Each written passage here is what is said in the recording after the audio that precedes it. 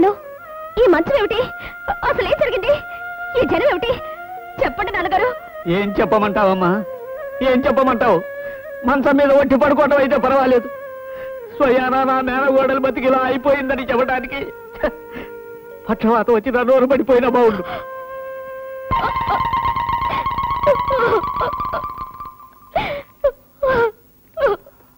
Daddy, వీళ్ళందరూ నన్ను నేరస్తుని చూసినట్టుగా చూస్తున్నారు. ఆ రంగాచారి గారి అమ్మాయి నేను ఆ మంచం పైకి ఎలా వచ్చాం? అసలు ఏం జరిగింది డాడీ? నీ కన్న తండ్రినైన పాపానికి మంచం మీద నువ్వు చేసిన పాపకార్యాలన్నీ నా నోటితో నేనే నీకు వర్ణించి చెప్పే గతి పట్టించావురా. సార్, హిచ్కాక్ గారు, జరిగిన ఘోరానికి ఏదో ఒక పరిష్కార మార్గం ఆలోచించాలి. మీరైతే ఏం చేస్తారో చెప్పండి.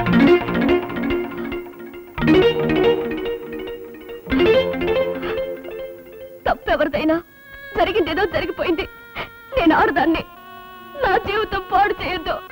నన్ను పెళ్లి చేసుకో ప్లీజ్. ఈ పెళ్లి ఒప్పుకో.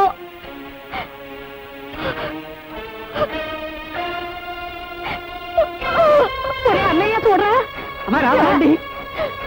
మీరు అన్నట్టు అది ఏ హైత్యం చేసుకుంటుందో ఏమిటో నాకేదో భయంగా ఉందండి.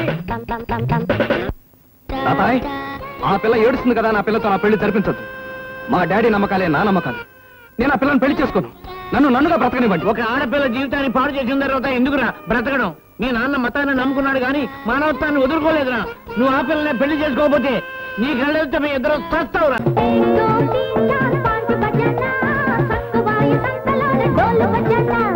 1 2 3 4 జంప్ జమానా పిక్కబోదు డ్యామ్ కాట డంకు ఢమన్నా